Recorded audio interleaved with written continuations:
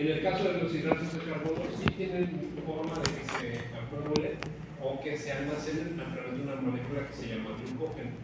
El glucógeno es un homopolisacárido de reserva, quiere decir que está compuesto exclusivamente de moléculas de glucosa y tiene una repetición en cadena. Quiere decir que este almacenamiento puede ser en todas las células del organismo para formar gránulos de reserva que pueden ser aproximadamente, la mayor parte del glucógeno se encuentra en el hígado y en el músculo. En el hígado tenemos aproximadamente el 10%, por lo tanto el hígado es uno de los órganos que tiene mayor capacidad para almacenar glucógeno y tiene mayor metabolismo, tiene un metabolismo muy óptimo para metabolizar y para almacenar glucógeno. En cambio, el músculo esquelético solamente tiene la capacidad de almacenar el 1%. Entonces, el glucógeno es una de las moléculas más densas que existen en las células y de aquí podemos obtener energía rápidamente, y este glucógeno va a depender de los estímulos hormonales o de los procesos patológicos a los que nos estamos enfrentando. Entonces, el glucógeno tiene como característica enlaces alfa 1,4. Lo que no les comenté la última vez es que en los esquemas de Howard, el núcleo piranoso, si el hidroxilo se encuentra por arriba, se llama estructura alfa, y si el hidroxilo está por abajo, se llama estructura beta. Quiere decir que cuando les diga que hay un enlace beta 1,4, quiere decir que el enlace está por debajo. Si les digo que es un enlace alfa 1,4, quiere decir que el enlace está por arriba. Y esto tiene implicaciones configuracionales moleculares. Recuerdan el agua que tiene un ángulo. Estos enlaces alfa y beta dan la facilidad de que tengan una estructura más compleja y presenten ramificaciones. Por ejemplo, me puede decir el doctor Lalo, pero no sale más barato que una vez que entra dentro de la célula la glucosa puede quedarse adentro. ¿Por qué se queda adentro la glucosa y ya no puede salir? ¿Qué le pasa a la glucosa cuando entra a la célula? ¿Por qué ya no puede salir? ¿Se metaboliza? Se metaboliza, aquí le pega un fósforo. No es más fácil que se meta el fósforo porque no se metan grandes cantidades de glucosa a las células de que se pueda almacenar. No sería una vía más accesible sin hacer toda esta relación. ¿Por qué no? Porque grandes cantidades de glucosa, habíamos dicho, que tienen alrededor enlaces hidroxilo y enlaces hidrógeno. Estos enlaces permiten la adhesión de moléculas de agua. Osmóticamente, nuestras células estarían súper hinchadas. Entonces, esto no es factible. Por lo tanto, el organismo lo que hizo fue organizar estas moléculas de glucosa en estructuras más densas que permitan el almacenamiento sin alterar la densidad molecular, sin alterar la osmolaridad y que no interfieran con los mecanismos de los organelos celulares. Es por eso que se genera el glucógeno, porque es una forma evolutiva de almacenamiento de glucosa. Aquí sí, por favor, no se pierdan porque se van a perder.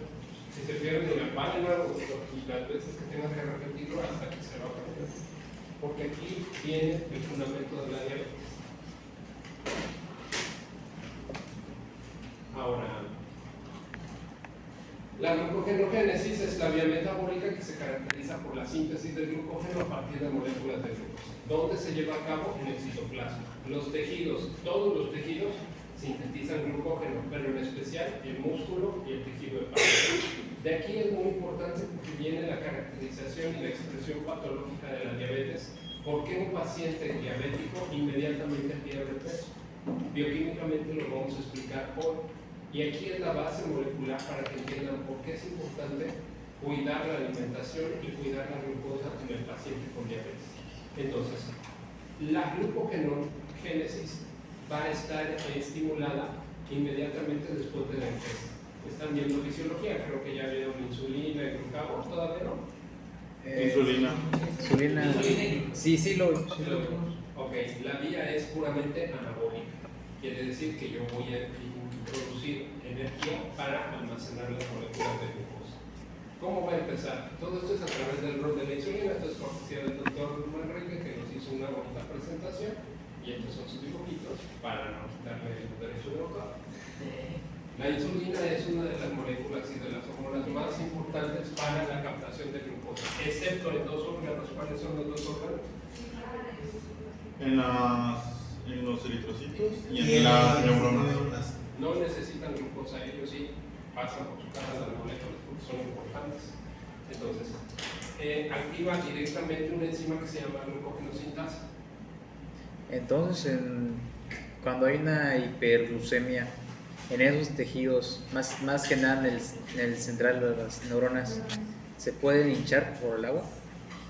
Sí se pueden echar por el agua, ¿Y pero eso? lo más importante es que tenemos fenómenos de contracorriente contra dos células. Es una pregunta interesante, porque ustedes me van a decir, si hay concentraciones elevadas de glucosa en la célula, en el eritrocito, yo tengo forma de contrarrestar a través de algo que se llama hemoglobina glucosilada. Cuando hay altas concentraciones de glucosa que habíamos quedado que es tóxica, ¿a partir de cuántos miligramos? De 110. No, 120. 180. Después de 180 miligramos, esta glucosa satura todas las proteínas. Y recuerden que esta glucosa tiene múltiples carbonos y Hidrógeno. radicales hidrógeno y hidroxilo que permiten la adhesión con muchos aminoácidos, especialmente con cistina y metionina, que se encuentran en el eritrocito y en la hemoglobina.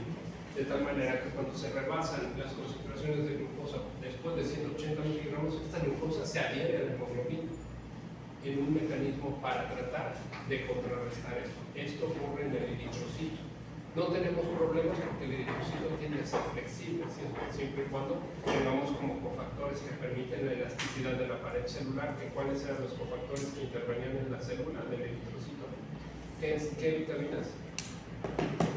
Vitamina D. Sin miedo, ya lo saben.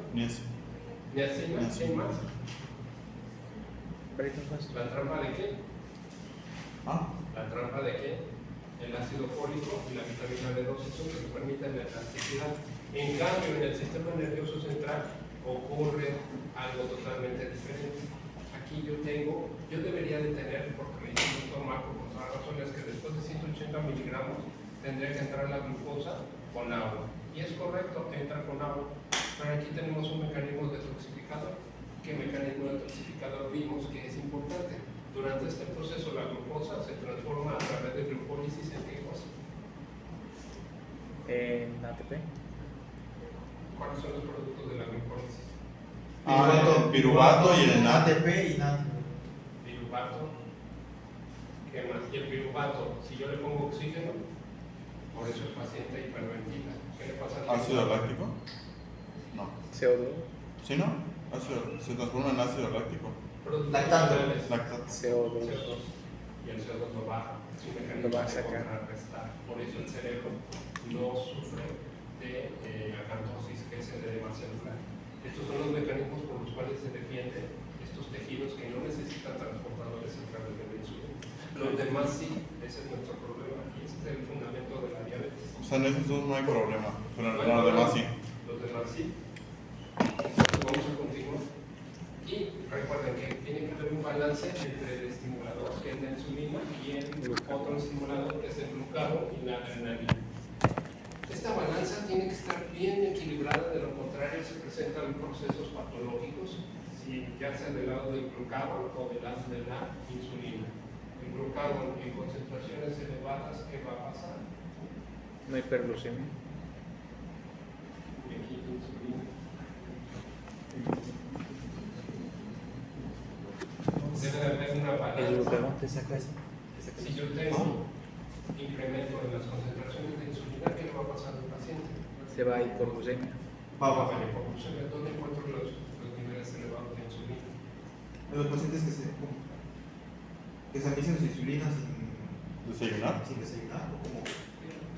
En los tumores. Ok. ¿Es qué? Los tumores existen. Cuando veamos cáncer, cuando vean cáncer, ya no voy a ver con ustedes. Por el gasto de energía, ¿no? Del tumor. Existen tumores endócrinos que se llaman insulinomas. Y estos insulinomas secretan insulina en grandes concentraciones. Y el paciente puede debutar con hipoglucemia de repetición y nunca pensar en cáncer. Siempre se van al lado metabólico. Pero por el contrario, yo puedo tener un tumor de células beta o puedo tener un tumor de células alfa en el páncreas, generalmente concentraciones elevadas de glucagón, y yo tener una insulina secundaria, no primaria. Quiere decir que esta es una insulina secundaria. A la cantidad de glucagón. Este equilibrio debe de mantenerse siempre entre el glucagón e insulina. Y existe otro que es la adrenalina, que es uno de los estimulantes bioquímicos importantes que vamos a ver en choque, en las infecciones, en el mecanismo, en el metabolismo de los fármacos. Y la adrenalina también funciona, por ejemplo, cuando vamos en el camión y nos quieren asaltar, despertamos adrenalina, liberamos adrenalina, y esta adrenalina va a generar glucogenólisis para poder escapar. Estos son los mecanismos importantes. El ejercicio también y el estrés, por ejemplo, cuando es examen, si yo les tomo una muestra de glucosa 5 minutos antes del examen, deben de tener por lo menos más de 100 miligramos de glucosa. Entonces el glucagón se secreta cuando hay hipoglucemia. El glucagón lo que hace es estimular la liberación de glucosa de la célula. ¿A través de qué? Ahorita lo vamos a ver en el estímulo. Ya vimos la vía que quema la glucosa, por eso quise empezar por ahí. Ahora vamos a ver la vía que construye el glucógeno y la vía que elimina el glucógeno y lo transforma en glucosa. Son dos vías.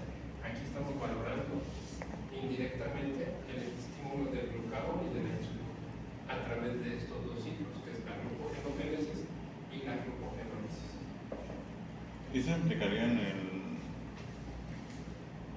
en lo de la diabetes por desnutrición?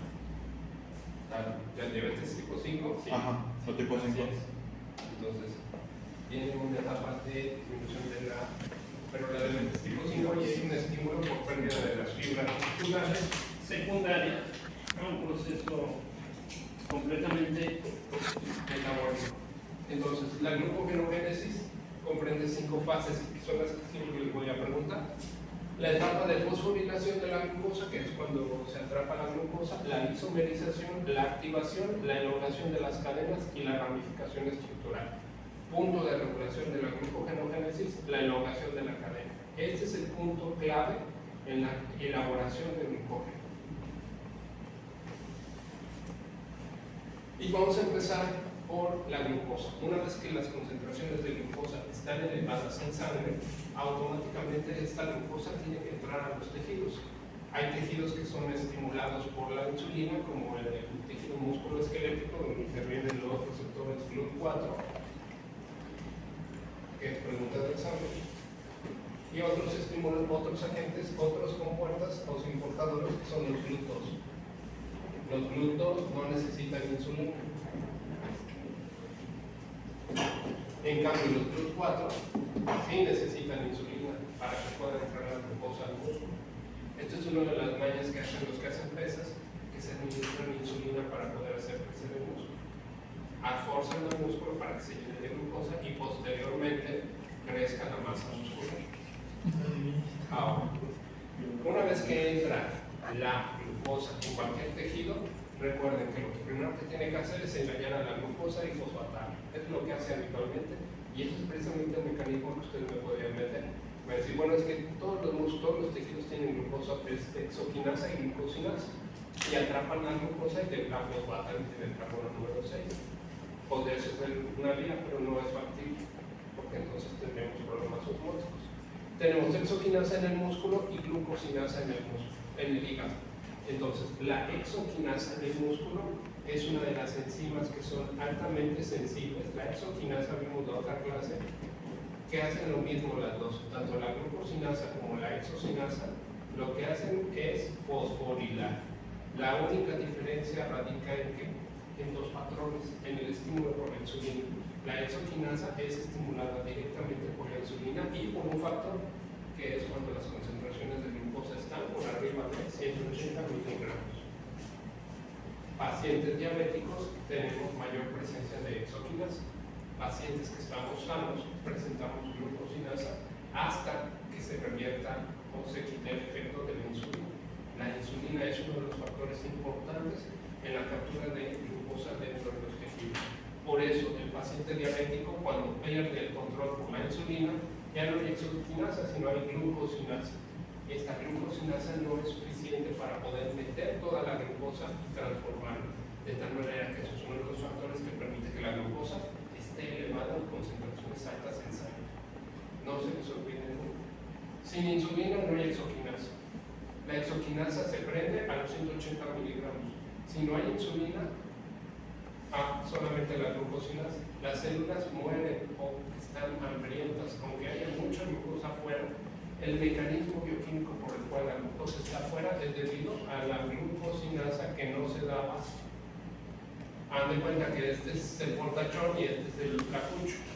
No aguantan con tanta carga de glucosa, entonces no soportan y toda la glucosa está fuera de la célula. Eso es uno de los mecanismos bioquímicos primarios. Existen mecanismos secundarios. Estamos hablando de bioquímica, porque me pueden decir, yo vi endocrino, yo vi fisiología y tiene que ser endocrina. Sí, pero bioquímicamente este es uno de los factores bioquímicos importantes en la bebés. Entonces, esta glucosa en todos los tejidos puede fosforilarse a glucosa 6-fosfato. ¿Vamos bien? ¿Se acuerdan? Eso lo comparte con glucólisis. Entonces, esta glucosa 6-fosfato tiene que cambiarse. Tiene que cambiarse y ocurre. En mi caso. Bueno, esta glucosa, para que yo pueda iniciar el proceso de acumulación en glucógeno, tengo que cambiar el fósforo. Tengo que cambiar el fósforo de lugar. Recuerden que era una glucosa 6-fosfato, 1, 2, 3, 4, 5, 6. Aquí estaría el fosfato. Glucosa 6-fosfato que usa la glucosinasa y la exoquinasa. Y esa exoquinasa, esta glucosa 6-fosfato, tiene que isomerizarse. ¿Qué es isomerización? Cambiar el fosfato de lugar del 6 al fosfato, al carbono número 1. Y entonces se transforma en glucosa 1-fosfato. Punto importante en la glucogenogenesis. Punto número 2, que es el más importante, la activación de la glucosa. ¿Muy bien, doctor? ¿Qué me corrige? La glucosa 1-fosfato se une al uridín trifosfato. El uridín trifosfato, recordemos, es una base única o perimídica. Tiene un uracilo, ribosa y fosfato. Entonces, esta uridín fosfato. Oye, volvió a fallar. Ya son 3. ¿Le enseño un video de que está ahí? En el ferril pone que es glucosa 6-fosfato, pero después se transforma en fructosa 6-fosfato. Glucosa 1-fosfato. Fructosa 6-fosfato. Y después fructosa 1,6 bis-fosfato. Vamos para allá. Está muy bien. Está. Ahorita. Está en la. Tengo hambre. Está acostado. Haz gluconeogénesis, bro. Hombre, para que me dé diabetes tipo 5. Entonces, Eres débil. la glucosa 1-fosfato usa el UTP como si fuera un ATP. Hay diferentes factores de energía, como el ATP, el NAD, el FAD. Uno de ellos es el UTP. ¿De dónde sale el UTP? Del uracilo. Sale del uracilo. Este es una de las vías energéticas secundarias en la vía de los endocrinos para formar UTP. Es un metabolito fosforilado reactivo y de ahí surge la mayor concentración para fosforilar la glucosa. Durante este proceso la glucosa se activa, el UTP se gasta, se quema y se libera uridín difosfato glucosa más el pirofosfato. El pirofosfato libre se libera y se libera UDP. La glucosa se convierte en una glucosa reactiva, glucosa UDP.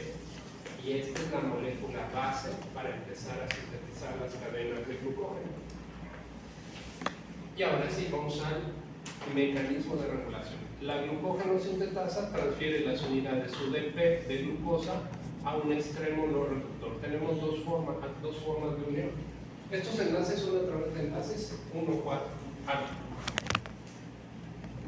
Doctor, ¿existen enlaces beta? Sí, sí existen enlaces beta, pero eso lo vamos a ver en paredes celulares, en membranas basales, el sistema nervioso central con los glucosaminoglucanos, donde los enlaces beta tienen una mayor configuración espacial y permiten que las glucoproteínas sean complejas para que permitan un estado de base o de cimiento sobre el tejido que estamos hablando.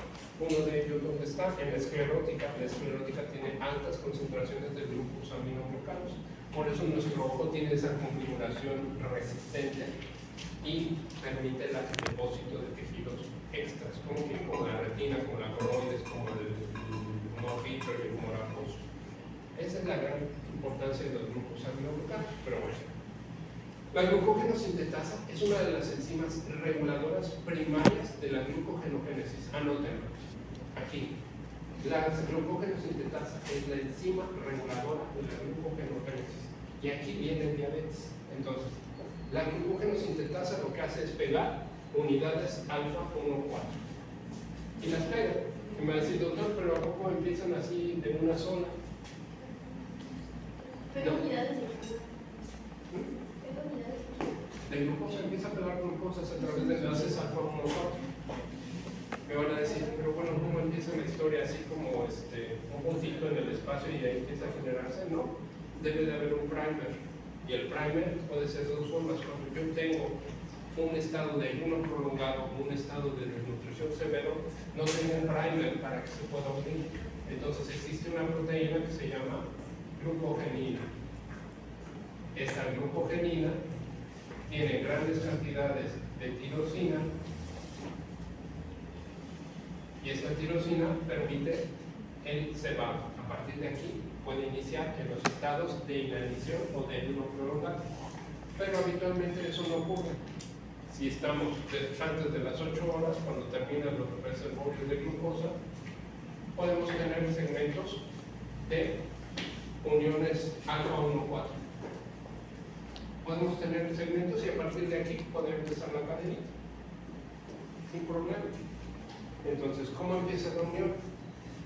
Empieza la unión con una proteína cebadora o primer. El primer inicia ¿en qué padecimientos? En los estados de ayuno prolongado mayor a 8 horas, en la desnutrición,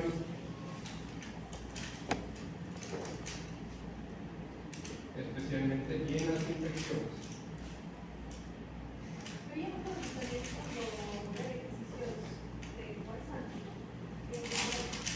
Vamos para allá. Porque el hígado es el papá de todos y puede darle glucosa a todo el mundo. Pero el músculo es envidioso.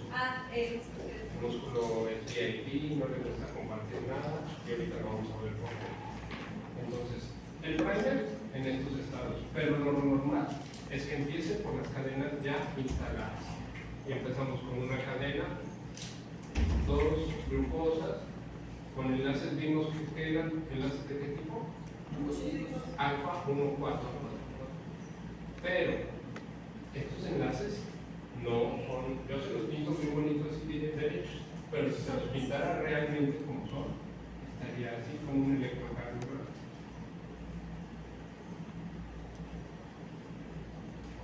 Tendría una configuración alfa o una configuración secundaria proteica, pero esto es debido a la configuración de los enlaces alfa. Más adelante está la enzima ramificadora que salta grupos de fosfato. ¿Para qué? ¿Por qué? Porque cuando tengo 6 o 8 carbonos, llega la enzima ramificadora. ¿Para qué? Para hacer cadenas y ramificaciones. De esta manera, metabólicamente, yo tengo una configuración más resistente para que todas mis glucosas en sus extremos, tanto hidroxilo como hidrógeno, estén ocultos. De tal manera que bioquímicamente hablando, si yo tengo mis radicales hidroxilo e hidrógeno ocultos, el pH del glucógeno, ¿cómo será? ¿Es ácido?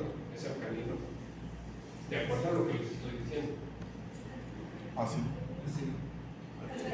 Alcalino. Neutro. Neutro. Porque tiene las dos. Y permite que esta molécula sea altamente insoluble. ¿Por qué es insoluble? Porque las moléculas hacen ramificaciones que ocultan todos los radicales hidroxilo y hidrógeno. Por eso es insoluble, por eso es neutra y por eso forma gránulos. Vamos bien, la enzima ramificadora es uno de los puntos importantes para que se genere la glucogenogénesis. Aquí viene la glucogenina. La glucogenina vimos que es el primer, es el cebador que inicia los procesos de inanición y de ayuno intermitente mayores a 8 horas. Los pacientes que están a dieta también presentan puntos de glucogenina elevados. Vamos bien, este es el resumen ya más compacto, donde tenemos la glucosa que se transforma en glucosa 6-fosfato y esta es la vía común tanto de glucólisis como de glucogenogénesis. Posteriormente, la glucosa se tiene que isomerizar, cambiar el fosfato de 6 a 1 a través de la fosfoglucomutasa. Esta fosfoglucomutasa, ¿a qué le suena también? Recuerden que vimos en glucólisis un primo de esta enzima, la isomerasa. Son primas y van a... Porque cambiaba la fructosa, ¿no? Cambian, exactamente, lo que hacen es cambiar radicales. Esta enzima no tiene puntos regulatorios, es una enzima común y corriente, es una enzima barata que la pueden encontrar en cualquier parte del citoplasma. Pero el punto importante de arranque es el UTP. El UTP es trascendental para prender la glucosa, como para ponerle luces brillantes para que se pueda empezar a pegar a las cadenas de glucógeno a través de enlaces alfa 1,4 y las ramificaciones a través de los enlaces 1,6. La gran diferencia de la ramificación es que el enlace ya no es 1,4, ahora va a ser 1,6. Pregunta de examen: la enzima ramificadora actúa en los enlaces 1,6. Las enzimas que se encargan de hacer larga la cadena son enlaces alfa 1,4. Esto es bien importante y es parte del examen. Les digo que este examen es muy complejo por la regulación. Doc, perdón, pero ahí en el dibujito. ¿Y ese glucógeno que está esa qué es? Ok. Tenemos las unidades de glucógeno. La UDP glucosa se va a empezar los radicales, las glucosas activas a través de la glucógeno sintetasa, que es la enzima que vamos a analizar ahora. Puede darnos unidades glucosílicas sencillas, pero puede darnos radicales primarios. No nada más puede darme segmentos así alargados. Puede darme pequeños tetrámeros simples que pueden ser aislados, y esto abunda especialmente en los leucocitos. Los leucocitos generan estos glucógenos primarios. ¿Por qué es importante el glucógeno en los leucocitos? Ustedes ya vieron respuesta inmune. ¿Por qué necesita glucosa en el leucocito? Para poder diferenciar, ¿no? De los... ¿Cómo atacan los leucocitos? ¿Cómo matan las bacterias? Lo rompe la fagocita. Fagocitosis, y ya que se la comen, ¿qué hace? La meta. Desecha. La desecha a través de qué? Los lisosomas. Y los lisosomas que existen. Enzimas destructoras, existen enzimas proteolíticas. Pero estas enzimas deben estar prendidas en un pH alto. Y este pH alto es derivado del glucógeno que tienen estas células. ¿Y por qué formó esto? Glucólisis, doctores. Las células leucocitarias tienen una alta maquinaria glucolítica. ¿La glucólisis dónde se lleva a cabo? ¿En el citoplasma o en la mitocondria? El citoplasma. Mitocondria. Citosol. Mitocondria. Entonces, Escapsis. este glucógeno que me va a dar para acidificar, que me va a dar en el proceso de glucólisis, que libera importante que vemos en glucólisis, que les dije, este es el punto clave para acidificar el lisosoma. Los lisosomas se acidifican gracias a la glucólisis, derivada del metabolismo de glucólisis. ¿En qué parte de la glucólisis? Que hasta les dije, hay una enzima que la podemos ver en sangre, se llama deshidrogenasa láctea. Ahí estos hidrogeniones entran al lisosoma y acidifican para que el lisosoma esté activo. Este es uno de los puntos importantes en la respuesta inmunológica. Por eso, esos glucógenos primarios son parte de los leucocitos que forman la acidificación de los lisosomas. Por eso, durante un proceso febril, siempre los leucocitos van a entrar en una etapa aeróbica acelerada. Cuando hay fiebre, se estimula por medio de un efecto cíclico la formación de glucólisis, pero aparte me va a formar lactato, me va a formar piruvato, que son reactantes de fase 1 que van a acidificar los lisosomas para matar bacterias. se afina el sistema. lo prende. Y por eso esta glucólisis es bien importante en los leucocitos. Podemos hablar de todas las células, pero en los leucocitos es bien importante que se active este mecanismo para que los lisosomas se activen y estén listos para destruir lo que se coman los leucocitos. Entonces estos forman lactato Sí, y se acidifican para poder matar al botón. Todo esto es como el sobrante de todo esos fragmentitos. Son fragmentitos, son como si tuvieran, como si le dieran al leucocito su bolsa de papitas. Come. Poquitas, pero con esa sobrevive.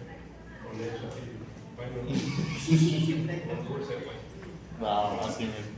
Bueno, en el glucógeno. Entonces, recordemos, ya vimos que eran como polisacáridos de reserva, pero la vía ahora sí la vamos a analizar punto por punto, que es lo más importante. Los GLUT2 en el hígado, ¿sensibles a insulina? No. Los GLUT4 en el músculo, ¿sensibles a insulina? Sí. Entonces, esta es una de las vías regulatorias. Y de aquí ustedes me van a decir porque el paciente diabético empieza a perder peso y es uno de los puntos importantes en el paciente. Mantener el peso. Todo. La glucosa entra, la atrapa, hasta aquí vamos bien, porque comparte con glucólisis y comparte con gluconeogénesis.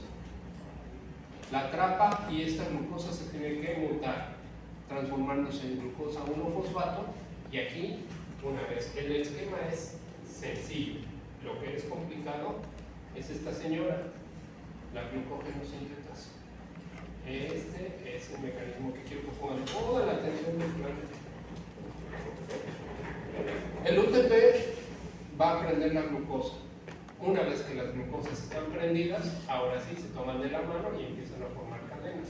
Cuando llegan a 6 cadenas o a 6 glucosas, estas cadenas se empiezan a ramificar. ¿Por qué? No porque se les da la gana, sino porque por estructura molecular y por geometría espacial permiten la interacción. Los grupos hidroxilo y glucógeno se empiezan a unir por uniones de Van der Waals. Por eso los glucógenos empiezan a ser sólidos. Me van a decir, doctor, pero es más fácil que sean las cadenas largas. No, porque entonces si yo tengo puras cadenas largas, si tuviéramos puras cadenas largas, seríamos garrochas de 5 metros, porque entonces tendríamos algo que se llama amiloide o amilopectina, que son cadenas que tienen los vegetales. Entonces, por eso tenemos esta configuración como un mecanismo para, es como el DNA, pero light. Entonces, una vez que estas glucosas están prendidas, entra la glucógeno sintetasa para darnos las cadenas de 1 a 4, alfa 1 a 4 si son cadenas pequeñas, y los enlaces alfa 1 a 6 cuando hacemos ramificación. ¿Vamos bien? Hasta ahí ya terminó el show, por ahora.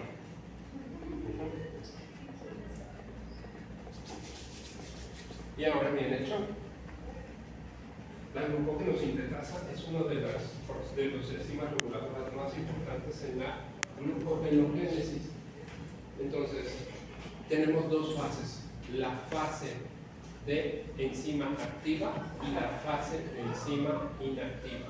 Esta glucógeno sintetasa necesita forzosamente un fósforo para estar inactivada. No, doctor, debería ser al revés. No, porque la glucógeno sintetasa necesita retirar el fósforo para que esté inactiva, y sin el fósforo es como si tuviera una llave. Estas actividades son importantes porque la glucógeno sintetasa, ¿a dónde va? A producir glucógeno, la vía anabólica.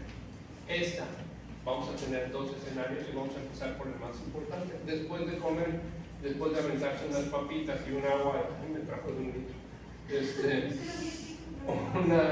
un agua de así. Después de la ingesta, yo voy a estimular la liberación de insulina. Síganme bien. Pongan toda atención. Esta insulina va a estimular una enzima que se llama proteína fosfatasa 1 y le quita un fosfato. ¿Queremos que esto ocurra? ¿Que la active? Sí, es lo que habitualmente ocurre, pero la tenemos en forma inactiva. ¿Qué nos conviene más después de la comida? La insulina, ¿qué hace? Que estimula la síntesis de glucógeno. eso hace la insulina. Esta insulina también tendríamos que romper pero también para inhibir esta proteína tiene un inhibidor y este inhibidor siempre está inactivo. Este inhibidor inactivo se rompe a través de las fosfatasas, de tal manera que este sistema automáticamente la forma siempre está en forma activa y permitimos que se empiece a sintetizar glucógeno después de comer. Pero ¿qué pasa si hay diabetes? Si no hay insulina. Siempre está activa la vía. Inactivo. Siempre es inactivo. Siempre está Ah, porque está inactivo. fosforilizada, sí, sí. Y entonces, si no hay formación de glucógeno, ¿para dónde se va la vía? La sangre. A la glucólisis, por vía secundaria. Tenemos una vía primaria, por eso es importante diabetes. Exoquinasa y glucosinasa, punto primario de diabetes bioquímicamente. Punto secundario, la glucógeno sintetasa. Sin insulina, automáticamente la glucógeno sintetasa está inactiva. Si está inactiva, no forma glucógeno.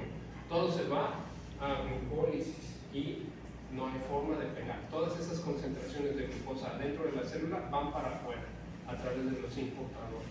Y el paciente en el intercambio de glucosa, ¿con qué intercambia la glucosa? Si está dentro de la célula y la saca al extracelular, ¿contra quién lo intercambia? Contra el... Los importadores, doctores. Desde cadenas respiratorias, desde equilibrio. Ahorita vamos a empezar a pegar todo el show que les di en primer paciente. Potasio. ¿Y el paciente con qué debuta? hiperpotasemia.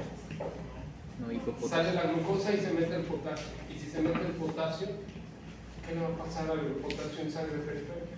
Una hipopotasemia, No, pero El paciente que va a empezar a tener. calambres, Lo permito que le dice el paciente diabético. Le empiezan a doler las piernas, empieza a tener calambres. edema, Por eso la regla de que antes de meter la insulina tienes que meterle Potasio. ¿no? Sí, pero este es el inicio del show. Ahorita no estamos en cetoacidosis ni en acidosis. Este es el mecanismo por el cual la glucosa empieza a ser tóxica en la célula. Porque el intercambiador, ¡pum!, ya saca la glucosa, mete potasio y el potasio sérico al suelo.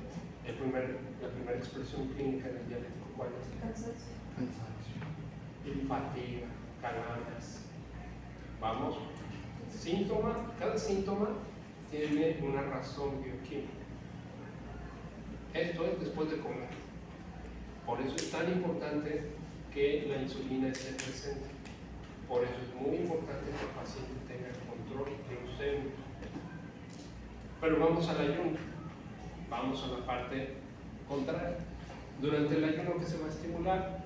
El glucagón, el cortisol, algunos efectos importantes, por ejemplo la adrenalina. La adrenalina es importante porque estimula la liberación de glucosa. Tenemos un paciente que está debutando con diabetes y resulta que ¿Qué resultaron? policía que está expuesto a con mucho estrés, automáticamente yo voy a tener liberación de glucosa. ¿Por qué? Porque automáticamente la enzima se va a inactivar y voy a liberar glucosa, sangre periférica. para que el cuerpo la queme, la Así es. metabolice. Y entonces el paciente comienza con cifras de glucosa, son las diabetes resistentes. Y aquí viene la diabetes 4 y la diabetes 5, que son los estados de desnutrición. Si yo tengo glucólisis, y ahorita me van a explicar por qué el músculo y no la grasa se quema primero, y ahorita lo van a entender. ¿Quedó claro esto? Este es el mecanismo regulador primario de la glucogenogénesis. La glucogenosintasa está regulada por modificaciones cuando está activada y cuando está inactivada. Ya lo vimos. Si ustedes aprenden el dibujito, ya lo hicieron. Porque ahorita vamos a ver lo contrario, la glucogenólisis. Entonces, Doc, pacientes que no saben que son diabéticos, pero lo son, y al estar en una situación con mucho estrés, pues el cortisol sube, adrenalina y tal, y eso hace que les dé una hiperglucemia, y eso podría haber una cetoacidosis por el estrés. ¿Puede dar qué? Llevar una cetoacidosis por el estrés, o sea, por la liberación de insulina. Hay pacientes que debutan con cetoacidosis. Y es precisamente por esta estimulación. Porque la glucogenosintasa está bloqueada en dos vías, tanto después del ayuno como en el ayuno como después de comer. Y en los dos puntos tengo concentraciones elevadas de glucosa. Punto importante. La glucosa es tóxica en el postprandio para la retina. La glucosa es tóxica para el riñón en el ayuno. Y la glucosa es tóxica en los nervios en la glucosa diurna.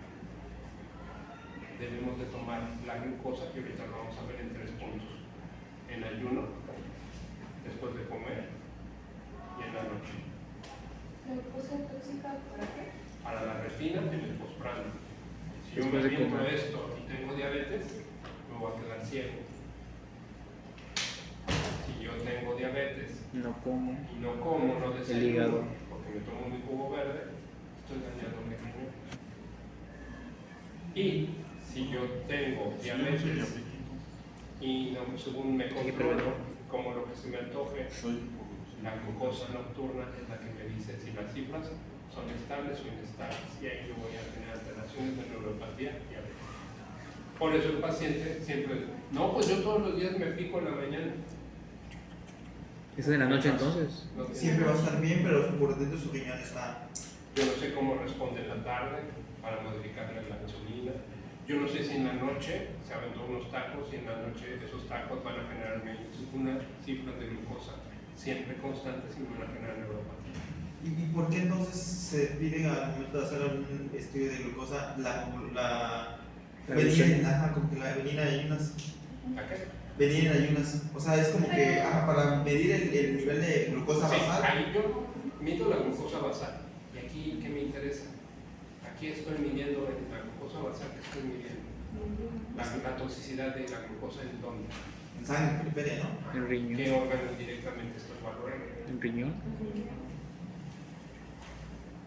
Pero se nos olvida valorar la glucosa en el postprandio. Por eso, como médicos, hay que enseñarle al paciente cuándo tomar la glucosa. No se va a aplicar 3 veces en el día, nos va a mandar por un tomo. Vamos a tomar la glucosa un día en el ayuno, otro día en el postprandio y otro día en la noche. Porque a lo mejor el doctor Lalo dice, no, el doctor me dijo que, y entonces le voy a mandar 2 pastillas de metformina en la noche. Y resulta que el paciente pues ya no despertó porque hizo hipoglucemia y se murió. Entonces, Yo tengo que valorar los 3 puntos importantes: ayuno, postprandio, y noche. nocturno. ¿Por qué? Porque ahí yo voy a hacer mis terapéuticas farmacológicas. Entonces, ¿dónde dar? O sea, pues, ¿en qué pasos se está echando a perder toda la máquina? Así es, y ahí va justo. Si sé que hace hipoglucemias, le pongo una colación nocturna. Si sé que le entra duro a las papitas después de ir al cine, Que le baje. le pongo un inhibidor de la recaptura de glucosa en el riñón. Por ejemplo, y las insulinas. O sea, ya ve que las insulinas tienen tipo de reacción, insulina rápida, reacción corta. También puede ser una manera como de tratamiento para este tipo de. Hay muchos tratamientos y cada paciente se va a individualizar. No son recetas de cocina. Tienen que valorar al paciente íntegro. Si es un paciente obeso que ya tuvo un infarto, que es hipertenso, que tiene hongos en los pies y que le va mal, entonces ahí lo está individualizando y mejor prefiero insulinizar. Si es un paciente light, que apenas tiene diabetes, se cuida, yo cambio el tratamiento, porque yo tengo que valorar el proceso. Cuando estoy viendo más glucosa, todavía me faltan proteínas y me faltan lípidos. Y este es otro show, porque y por eso quiero que aprendan química sanguínea. Porque sabiendo la química sanguínea, ustedes ya están viendo directamente el metabolismo bioquímico de ese paciente. Y ya van a saber qué hacer. Si es un paciente obeso con índice de masa corporal de 40, que llega al consultorio sudando, falta de aire, taquicárdico, no le voy a poner insulina. Le voy a poner un protector cardiovascular, una dapaglifosina, y le voy a poner metformina. Si es un paciente delgado que perdió peso, no le voy a poner metformina porque lo voy a operar. Lo vamos a ver en fármaco, pero quiero que aprendan esta base bioquímica para que entiendan qué le van a dar. Cuando veamos hipoglucemia antes en fármaco, les voy a repetir, no, me van a repetir esto. y van a saber, sí, ya me dijo por qué. La regulación de la, ya lo vimos. Los activadores de la glucogenogénesis, el primero es la insulina. Entonces, y algunos medicamentos como que disminuyen el AMP cíclico. No voy a entrar a receptores reguladores bioquímicos porque es una el AMP cíclico, el GMP, los inhibidores de la calmodulina, porque esos son farmacológicos. Hay medicamentos que estimulan la glucogenogénesis y hay medicamentos que estimulan la glucogenólisis. Un medicamento que estimula la glucogenólisis es la adrenalina y un medicamento que estimula la glucogenogénesis son los antipsicóticos. Entonces el paciente debuta, le controlo los cuadros psicóticos, pero sé que va a subir de peso. ¿Por qué? Porque voy a aumentar su glucogenosintetasa. Los inhibidores de la glucogenogénesis naturales es la hipoglucemia, que son los ayunos prolongados, las hormonas catabólicas como el glucagón y la adrenalina, y los bajos niveles de ATP por medicamentos. El paciente asmático, yo estoy constantemente con mi spray, constantemente tengo glucogenólisis precisamente por el estímulo de la AMP cíclica. ¿Perdería peso entonces? Creo que está perdiendo peso. Bueno, la relación con la glucólisis es que degrada la glucosa para obtener energía. El glucógeno actúa como una fuente de glucosa para la glucólisis en el músculo y el cerebro. Y aquí vimos al VIP, el que no quiere aflojar nada. Entonces, también existen enfermedades, trastornos hereditarios innatos del metabolismo, que son las glucogenosis, donde hay inhibiciones de enzimas. De tarea me van a decir la enfermedad de von Gerdt, la enfermedad de Pompe y la enfermedad de Corti. ¿Qué enzima falta en cada una de ellas? La glucogenosis. Glucogenosis. Yo una vez sálvelos. ¿Cuál fue la pregunta? ¿Qué enzima falta en cada uno? Ok, lo vemos en ¿No la glucogenogénesis? Vamos a tomar foto. ¿No es acetasa? La glucogenogénesis. en igual. La tipo 1. Y en la 2. Lo van a investigar. Son errores innatos del metabolismo. Y este es un esquema muy sencillo donde vienen las uniones 1,4, alfa 1,4 entre cada molécula de glucosa y las enzimas ramificadoras. ¿Va? ¿Vamos bien? Aquí viene ya más bonito toda la glucogenogénesis hasta que nos dé el glucógeno. Para que lo tengan de póster en su programa y lo tengan en el texto. Ya que no vas a estar la vía metabólica. Doc. Ahora va de regreso. Doc, ¿lo puede regresar un segundo? Por aquí Nomás. Donde se ve la estructura de... No. Más. Al revés.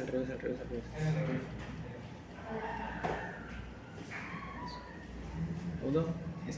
Ahí es donde se ven los enlaces ocultos de hidrógeno. Ahí se ven los enlaces, ¿qué? Ocultos de hidrogeniones, digo. Sí, aquí es donde viene el ocultamiento. Aquí se ve esquemáticamente en una dimensión. Pero recuerden que en bioquímica siempre hablamos de 3 dimensiones. Entonces, estos enlaces es lo que les digo, que si yo se los pongo muy bonito así lineal, no lo van a entender. Pero si los pongo como es real, la verdad, la molécula de glucógeno es una molécula que está así. Y estas estructuras geométricas espaciales permiten que estos hidroxilos e hidrógenos estén ocultos. Entonces, solamente una cadena va a permitir, van a decir, bueno, pero están las que están afuera, las que están aquí. Pero recuerden que la configuración espacial no permite la liberación de hidrógenos ni de hidroxilos, como vimos con el agua. Por lo tanto, tiene un carácter de que puede estar inmersa en el agua, pero no disolverse, porque no rompe ninguna estructura. Los puentes, las uniones de Van der Waals, aunque son leves, están presentes y permiten que la molécula tenga esa adhesión. La única forma de romper esto es a través de enzimas. Las proteínas es a través de calor. ¿Qué más? Radiación. Y urea.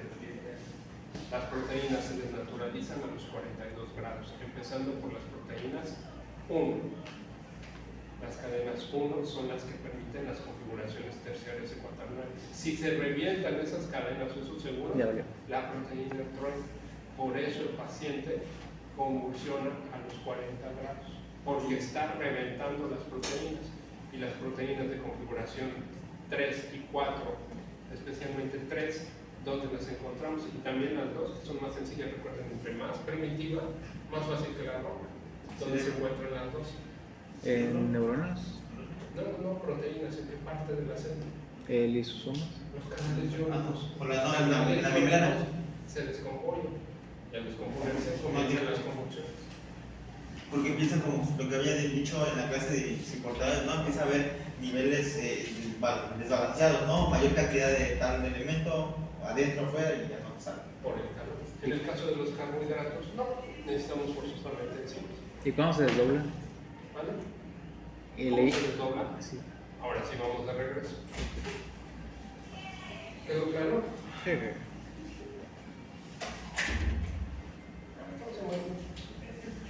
Bueno, la glucogenólisis no va a ser al revés, no va a ser, va de reversa el proceso. La glucogenólisis interviene en otras enzimas. Y aquí pasamos a dos órganos importantes. Bueno, vamos a hablar del final. Dos órganos importantes. ¿Dónde ocurre la reacción? El plasma. Entonces se degrada el glucógeno en el músculo y en el hígado y en todos los órganos. Pero donde hay mayor maquinaria metabólica es el músculo y el hígado. La situación metabólica es que el hígado se va a liberar glucosa en el ayuno y el músculo puede ser en el reposo o puede ser en la actividad física. Esto es importante porque el músculo es envidioso, el músculo es celoso de sus moléculas de glucosa. Recuerden que el músculo tiene fuerza, tiene sustratos energéticos de la glucosa, pero el más importante, habíamos dicho en proteínas, que era cuál, que nos da un metabolito que nos da la valoración del glucosa. Platinina. La creatina. La creatina fosfato es la gasolina que va a quemar las glucosas. La creatina, al metabolizarse, libera creatinina. Esta creatinina siempre va a ser constante. Se eleva por dos procesos. El primero es la degradación proteica derivada de que hay demasiada. ¿Por qué se degrada el músculo? Ahorita se los expliqué. Si no hay glucogenogénesis, hay glucólisis, pero esa glucólisis no me sirve porque las células no pueden entrar. Ciclo de Cori. Ajá, ciclo de Cori. Y luego, ¿por qué agarro el músculo en vez de la grasa? Porque es más barato. Porque es más barato. Y entonces, ¿por qué la insulina qué hace en el músculo?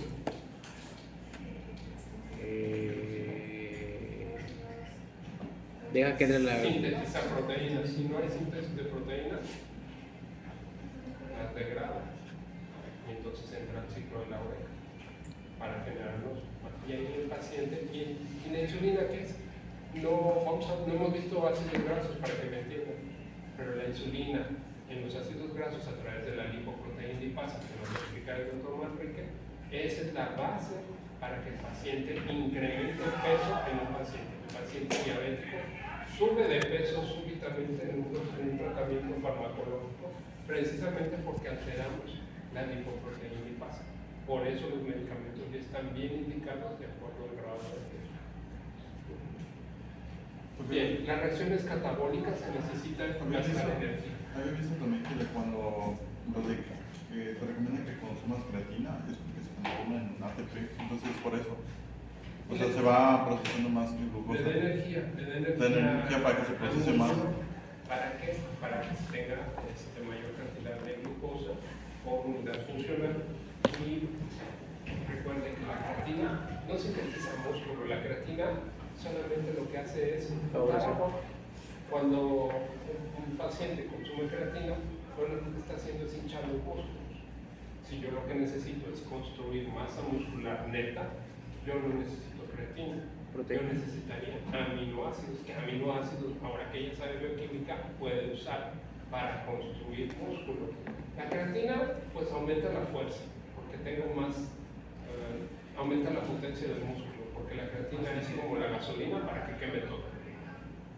Pero debo de tener ya músculo, ¿no? Pero si yo quiero músculo, necesito construir músculos a través de los aminoácidos importantes que forman músculo.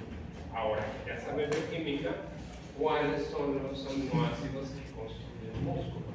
Ácidos básicos de soporte, neutrales. Soporte. Y es la base para el tratamiento del paciente diabético.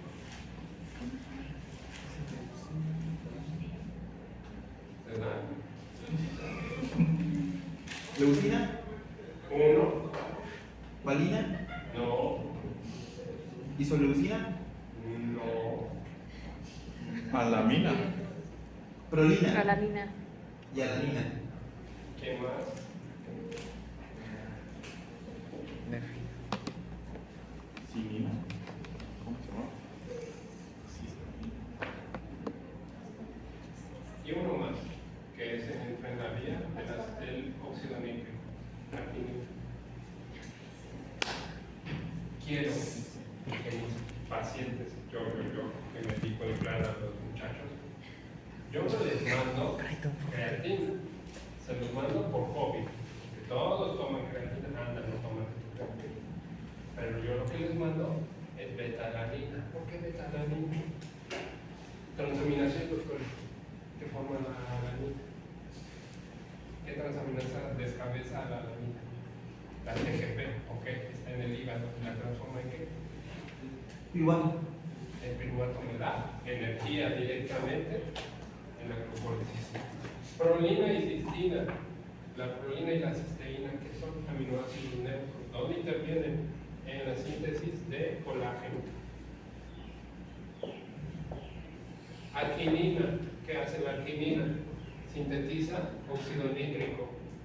Vasodilatador. Naturalmente, y es un vasodilatador. Por eso mis muchachos crecen más músculo con estas dietas que con sus creatina. Se las doy porque tiene un efecto placebo, porque todos lo toman, porque lo que sea. Pero lo que hago que los muchachos crezcan rápido es con esto. Por pura bioquímica. Muchachos se refiere a mí, ¿verdad? ¿No? Ah. El específico.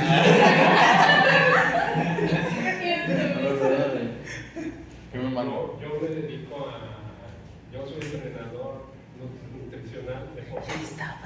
Entonces yo me dedico a que suban a la competencia los muchachos.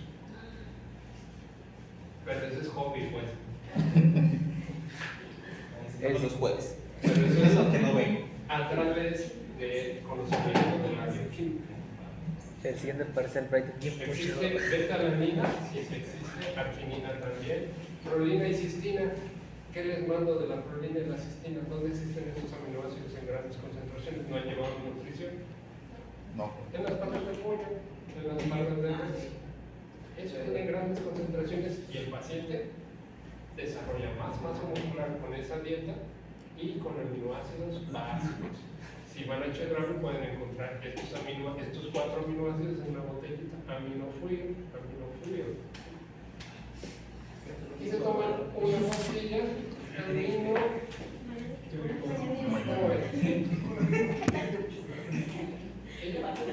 Oiga, Doc, una pregunta. Yo sabía que la clase incluía El- nutriólogo. Yo sabía que la clase incluía nutriólogo. Pero es lo que decía. Doc, entonces, pregunta que no tiene nada que ver. ¿Cómo se come la pata del pollo? Caldito. No se comen los huesos, pues. Es como si estuviera comiendo tuna. Aminofluido. Pero eso que les estoy explicando, lo tienen que llevar en nutrición. No sé cuándo llevan nutrición. Yo creo que es el. No, deben de llevarlo el próximo.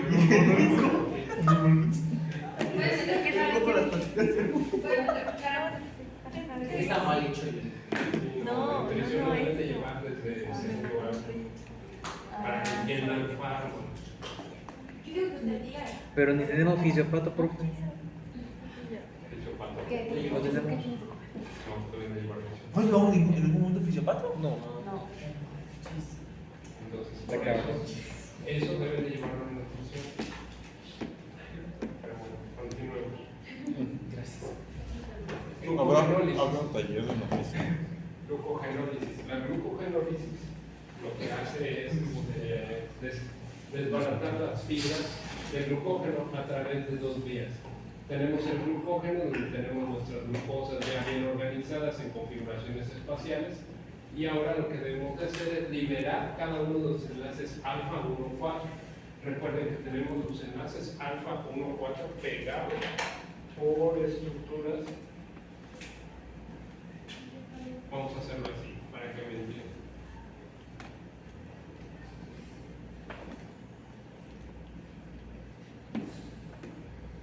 Tenemos el 6 y aquí viene la ramificación. Ramificaciones de 6. Entonces, estas ramificaciones podemos romper los enlaces alfa 1,4 en los segmentos de las ramitas, por así decirlo, y podemos liberar glucosa. Rompen los enlaces alfa 1,4 a través de la glucógeno fosforilasa. Esta señora es la más compleja bioquímicamente hablando, porque va a regular todos los carbohidratos que existen en el organismo. Glucosa fosforilasa es una de las enzimas que más complejidad tiene por su mecanismo de regulación. Entonces rompe el enlace alfa 1,4. Pero también tenemos una que nos ayuda mucho, que es la enzima desramificante. La enzima desramificante lo que hace es que, ¿dónde está pegado el enlace alfa 1,6? Aquí, que es la enzima de ramificación. Este segmento está duro de roer, no puede quitarse. Entonces lo que hace la enzima desramificante es que corta este segmento en tetraedros, tetrámeros o pentámeros, y estos pentámeros pueden ser atacados por la glucosa fosforilasa. Si nos va bien. Ahora, como normalmente lo puede hacer que cambie de opinión, esto puede hacer que pegue este segmento en una cadena y continuar el proceso de desramificación a través de la glucosa fosforilasa. Quiere decir que la enzima desramificante cumple dos funciones. Es una hidrolasa, pero es una transferasa al mismo tiempo para que permita la liberación. Ahora, esta enzima desramificante también cumple otra función. El enlace o la tuerca donde empieza la ramificación la rompe y lo libera como glucosa y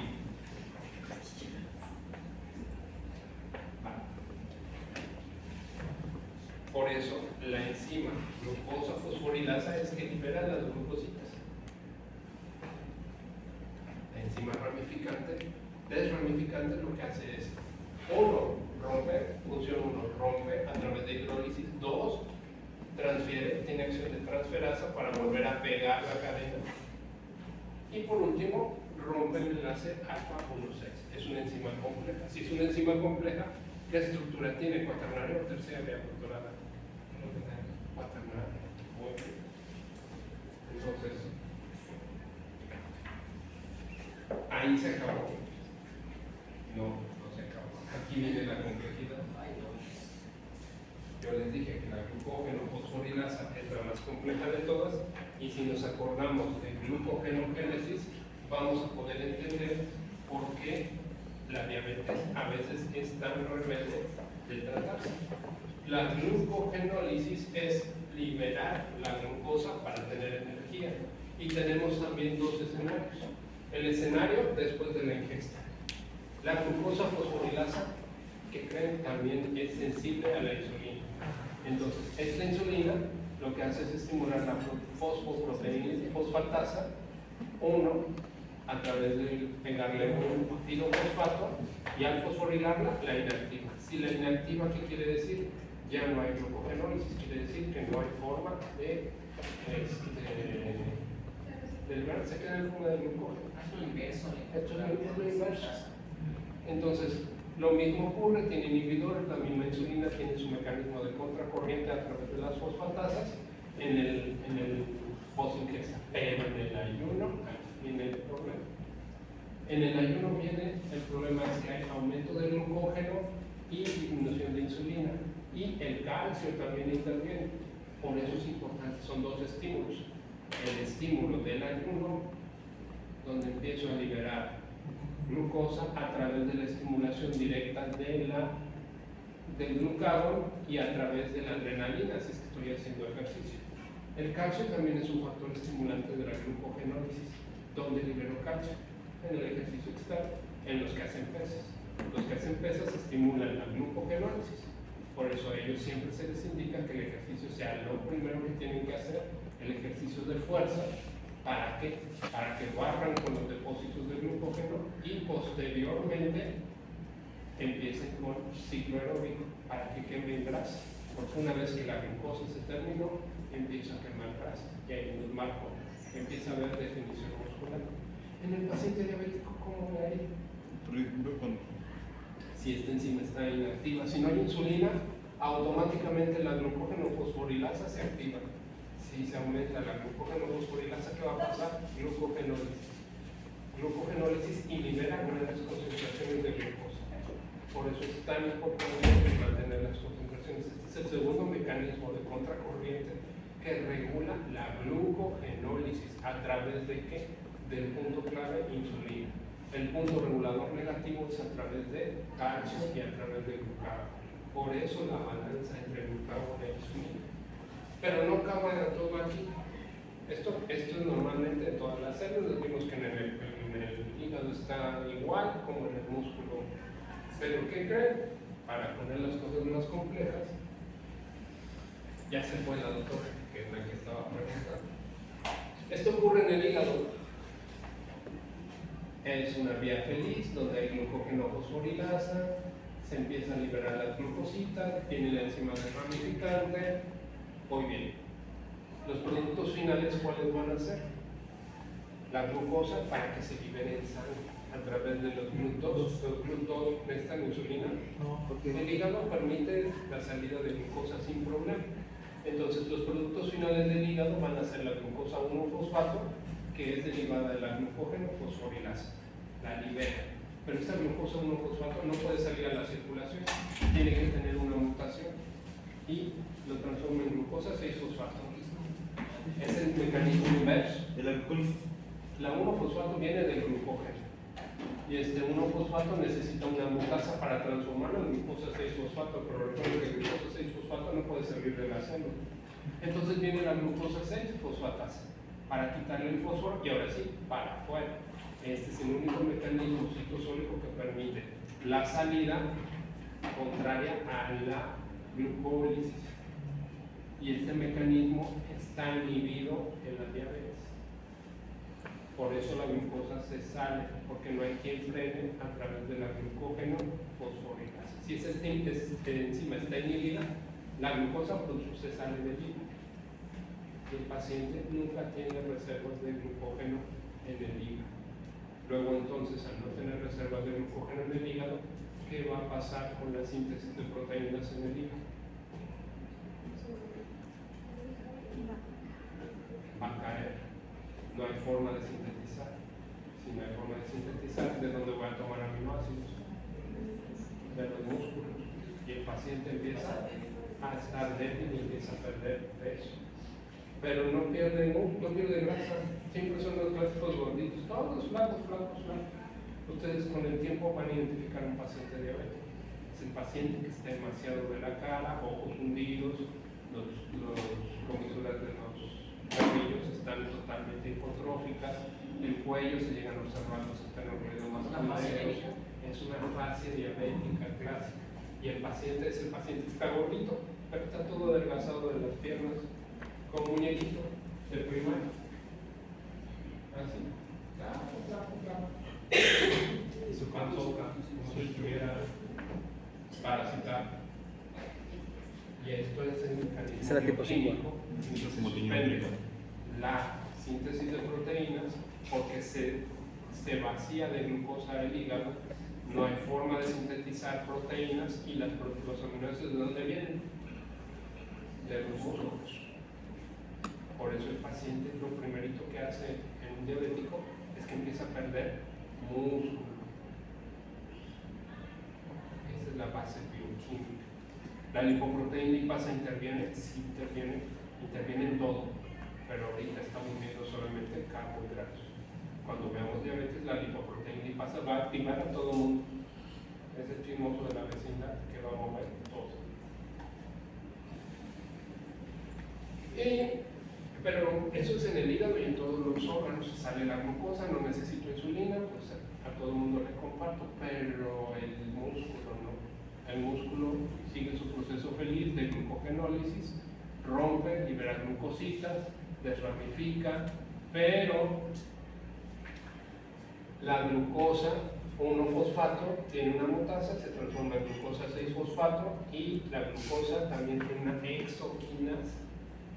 Esta exoquinasa permite la formación de glucosa 6-fosfato, pero la glucosa 6-fosfato no se sale porque el músculo no tiene la enzima 6-fosfatasa. Se guarda. Se la queda. Por eso el músculo Es envidioso. tiene energía, por eso el músculo, ahora sí, explíquenme por qué el paciente hace acidosis con esto. Porque Se queda la glucosa y se transforma en lactato. Es que es una glucosa 6. no hay forma de sacar glucosa del músculo, entonces el músculo automáticamente va a hacer glucólisis y la glucólisis es el principal punto de formación de bases ácidas que permiten que la sangre del diabético siempre sea ácida. Por este mecanismo, el músculo no tiene glucosa 6-fosfatasa. Por eso, siempre el músculo va a empezar a sufrir por dos vías. Por la vía catabólica secundaria, que no hay síntesis de proteínas en el hígado, y secundariamente por un proceso de glucólisis que se termina. Ahora entienden por qué tan importante la diabetes, que me entiendan metabólicamente hablando.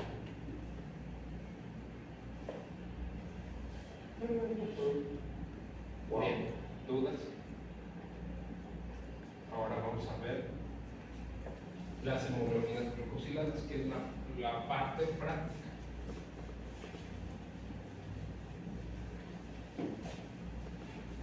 Durante el proceso de liberación de glucosa en un paciente sano, normalmente yo voy a tener horizontes. Estos horizontes van a ser los picos en el ayuno, los picos postprandiales De la noche. y los picos intermedios. Estos picos intermedios son importantes porque este es el desayuno, la comida y la cena. Este es un paciente normal. El paciente con diabetes, ¿qué le está pasando? Y aquí es por eso la clave que ustedes deben de indicar cuándo tomar el medicamento.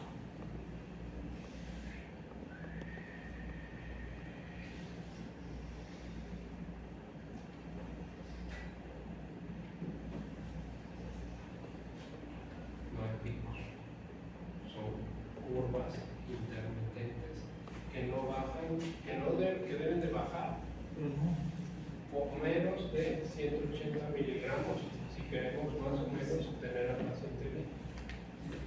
Si estas cifras de glucosa son constantes, después de 180 miligramos, la hemoglobina se empieza a glucosidar. La glucosa se empieza a pegar a la hemoglobina en un mecanismo bioquímico de interacción dipolo precisamente por los hidroxilos y los hidrógenos de la glucosa contra los residuos de la cisteína y la metionina de la hemoglobina. Pero también como un mecanismo de salvamento para que se empiece a pegar. Esto ocurre en todas las proteínas, todas. Pero vamos a hablar de la hemoglobina glucosilada. Si esta hemoglobina es constante, yo voy a tener niveles de hemoglobina glucosilada. Los normales van a ser menores a 6 en los pacientes que estamos sanos. El paciente, y me va a reflejar en forma indirecta el promedio en los últimos 3 meses de glucosa. Entonces, si yo tengo un nivel de 5 a 6, en promedio tengo entre 80 y 120 miligramos por decilitro. Estoy bien, está respondiendo mi páncreas adecuadamente. Pero si yo comienzo a tener mi glucosa normal, pero de repente veo que me siento mal, tomo una hemoglobina glucosilada y salgo en 7, demostrar lo contrario, yo tengo diabetes o intolerancia a la glucosa. Y mi promedio de glucosa está entre 120 y 150. ¿Cuál es el cenit? ¿Cuál es el límite máximo que no debo de rebasar? 180. Porque a los 180 miligramos se satura todo Es y empiezo a tirar glucosa por la orina y empiezo a tener aumento de glucosa en sangre y empiezo a tener destrucción proteica y empiezo a perder músculo y empiezo a tener calambres. De ahí viene bioquímicamente la diabetes. Pero si yo tengo entre 100 y 8, yo ya tengo 150 a 180 miligramos. Si tengo de 8 a 9, si tengo 9 a 10, o incluso pacientes que llegan a tener 12. Por eso el paciente que llega muy contento, que nos quiere ver la cara, que llega a su consultorio y llega con una glucosa en ayunas de 86. Que no cumplió el día anterior. ¿Qué está tomando? Estoy tomando metformina y mi insulina. Y resulta que mi hemoglobina glucosilada es de 9. ¿Hay uno prolongado? ¿Qué les está diciendo el paciente? Que nos ve la cara. Va bajando el vinil con la carita de la niña de que me quieres ver la cara. Porque la hemoglobina glucosilada es un indicador del promedio de la glucosa en los últimos 3 meses. No nos pueden engañar. Por eso es importante. ¿Y puede ser lo contrario? No. Puede haber disminuciones de la hemoglobina glucosilada, pero cifras de glucosa en sangre altas. Sí, y ahí yo estoy hablando de otros padecimientos, que es el más importante. Ya le acabé de dar el grano. La curva de tolerancia a la glucosa. Muy bien, doctor. Puede ocurrir lo contrario. Puede ser que yo tenga factores de riesgo para desarrollar diabetes. Y este examen muchos no les gusta porque lo estudié cuando todavía había papiros y jeroglíficos, pero a la fecha lo sigo usando yo. Porque la curva de tolerancia a la glucosa me dice la respuesta después de una ingesta de 100 gramos de glucosa. Y esta respuesta está mediada por una distribución normal. ¿Se acuerdan de la distribución normal? ¿Cuántos deben de aplicarse en este segmento? Este es el fundamento de la distribución normal de la curva de tolerancia a la glucosa. Es cuando dicen, tiene prediabetes. No, es esa palabra. Los de cerebros sí los escucho decir eso. Se llama intolerancia a la glucosa o síndrome metabólico. Y entonces yo tengo la distribución del tiempo que debe de actuar mi insulina después de la administración de los 100 miligramos de glucosa. A los 0 minutos yo debo de tener un pico normal de 70 a 100 miligramos. ¿Por qué? Porque va a depender, este estudio va a depender de la estimulación de la insulina. Aquí yo estoy valorando dos cosas. La secreción de insulina, que la secreción debe de ser de 0.1 unidades por minuto, y estoy valorando indirectamente la intolerancia. ¿Qué es intolerante? Durante la diabetes yo puedo tener no nada más disminución de la insulina, puede ser que mi cuerpo sea resistente y no responda a la insulina porque tengo una enfermedad autoinmune, o puede ser que yo tenga un proceso de intolerancia secundaria a una hormona, un síndrome de ovario poliquístico. Las mujeres con síndrome de ovario poliquístico siempre tienen cifras de glucosa elevadas y no le estoy declarando diabética, es una hiperglicemia secundaria a un proceso hormonal. Para eso me sirve la curva de tolerancia a la glucosa, donde yo valoro a los 30, a los 60 y a los 120 minutos. Estos valores son los que me van a decir si alguno de estos puntos, en alguno de estos puntos está fallando. Primeros 30 minutos me está valorando exclusivamente secreción. Segundos 60 minutos me está valorando metabolismo. A las 2 horas que estoy valorando glucagón.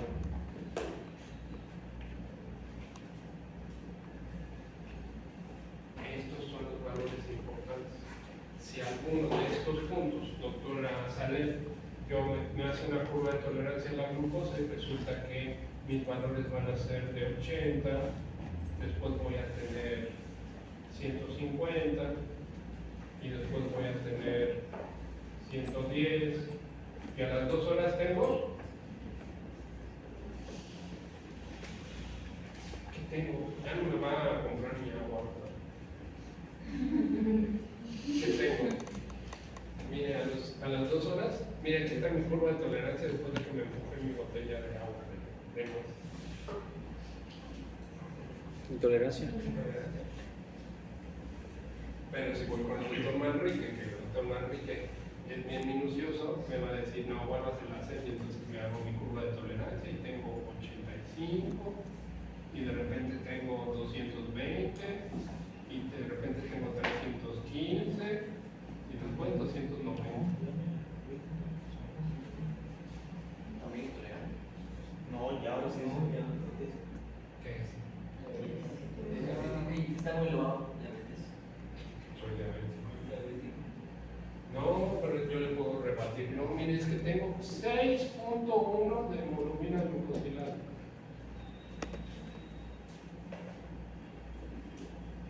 Hágase la curva. Ya me hice la curva. Soy diabético. Sí. Doctora Shalani, voy con usted porque no me convenció el doctor Manuel. Porque me quiere picar a fuerza con la insulina y yo no me Voy a gusta. poner la otra, Bueno, pero no aparte como de un impacto ya es como en la glucosa en la glucosa, ya es como, puede ser alerta. ya es una alerta. Pero también nos estamos cambiando con la curva, ¿no? Ajá. Tengo 135. Me mandó a hacer mi curva de tolerancia. Yo tengo 85 y tengo 110, y tengo 190 y tengo 150. Bioquímicamente hablando, ¿qué tengo? Soy diabético porque ya me está el doctor Manuel que ya me va a mandar insulina. No, ¿qué tengo? Intolerante. ¿Qué me va a mandar a hacer? Que baje la panzota, ¿no? Que me mande una dieta. Ejercicio, ¿por qué? Sí, doctora, sí. Sí, ¿por qué ejercicio? Para Para bajar el nivel de glucosa. Para Sí, el nivel de adrenalina. Si yo hago ejercicio, estimulo qué cosa. Adrenalina. No, la glucosa. Si yo hago ejercicio, la estimulo que, o sea, si el músculo Glucagón. VIP, el músculo necesita glucosa VIP, entonces vamos a ver en farma que cuando yo estimulo un órgano voy a sintetizar más transportadores, entonces voy a estimular a que tenga más recepción a la insulina y eso es lo que- entonces la glucosa se mete al músculo y baja mi glucosa. Por eso al paciente siempre se le pide que haga ejercicio, que camine, porque el estímulo muscular estimula la síntesis de receptores en los 4. Entonces la glucosa se va Va a bajar, se va a ir al músculo, la va a meter al músculo. Y dijo que no se puede manejar, pero no puede hacer eso. Ya no se puede salir, salir. y ahí se queda. Entonces yo de inmediato vengo y le entrego, no sé, un carro como modelo porque ya tengo energía, ya perdí la panza y ya tengo mis curvas normales. Y ahí me salva de la diabetes. Eso sería, por ejemplo, en un paciente sedentario que todavía está, por ejemplo, apenas está empezando con sobrepeso, ¿no? Todavía no tiene ninguna comorbilidad ni nada, sino que apenas está iniciando, como usted dice, a la intolerancia. Por eso, antes de que llegue ya a echarse a perder la máquina, para atrás. Así es, pero bioquímicamente hablando, la insulina es rica en tirosina. Si la insulina, porque tengo un padecimiento donde la insulina está elevada, que es la curva de la intolerancia a la glucosa, si tengo abundante tirosina,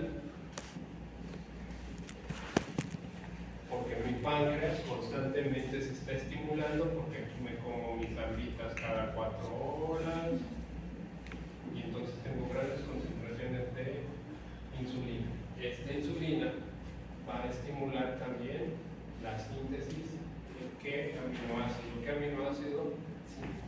un precursor de la tirosina. Tiamina. ¿Qué proteína? ¿Qué hormona? ¿No? Se las dije. La T3. La- T3 y T4. Tiro. ¿De cuánto? ¿Qué más? Y la Oxitocina. oxitocina. No, metformina. Melanina. No vimos hormonas estimulantes de los melanocitos secundarios. Y entonces el paciente, cuando yo tengo grandes concentraciones de insulina, pues a lo mejor esta insulina no me sirve, es una insulina barata, por eso tengo intolerancia a la glucosa.